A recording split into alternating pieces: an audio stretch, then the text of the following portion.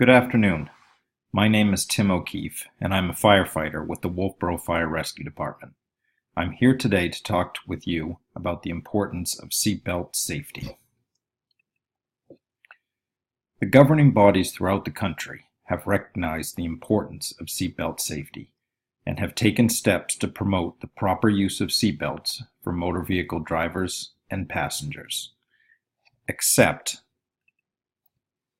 the state of New Hampshire. With the Die Hard motto, live free or die, New Hampshire is the only state in the nation that does not have mandatory seatbelt laws for adults. There are, however, requirements for children under the age of 18 to wear a seatbelt. As mentioned, all the other states have compliance laws with fines or other penalties to encourage the use of seatbelts. So why should you buckle up? Wearing your seatbelt does not prevent an accident from happening. But if you are wearing your seatbelt in the event of a crash, you cut your risk of fatal injury in half. Those are a lot better odds than you can expect in Vegas.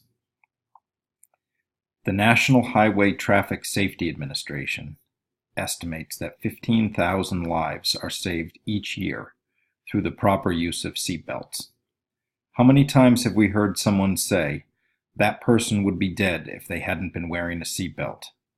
How many horrific crashes have you seen or read about, and the driver or passengers simply walked away?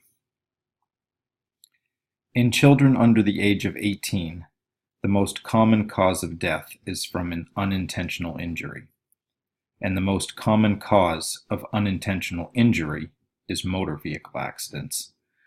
Of the number of deaths annually from motor vehicles accidents, more than half of them were not wearing seatbelts.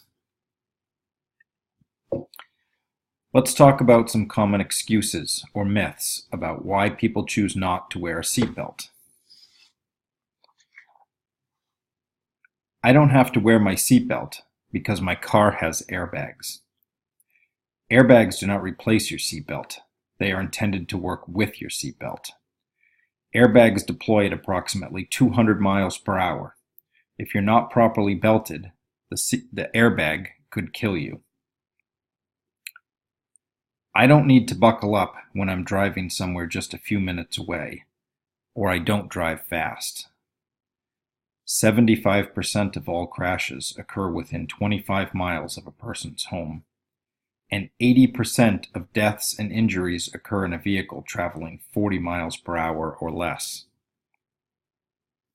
My seatbelt will trap me in the car if it catches on fire or goes underwater.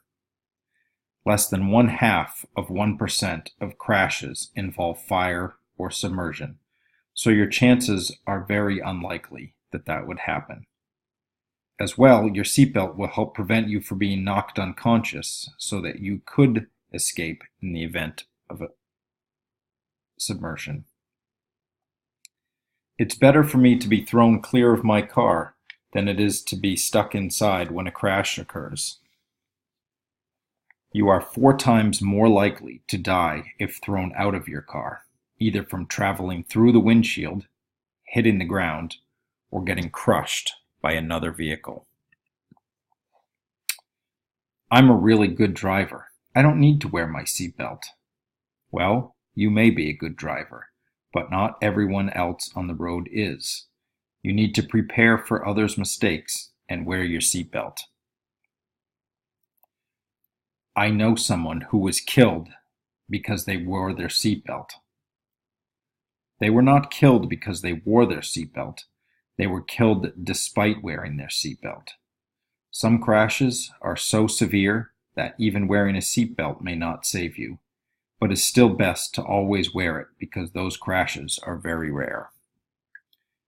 I would rather die from not wearing my seatbelt than live disabled or with injuries for the rest of my life. This is a bad attitude to have because choosing to not wear a seatbelt does not only affect you. You can become a projectile and can kill others both in and out of the car by not wearing your seatbelt.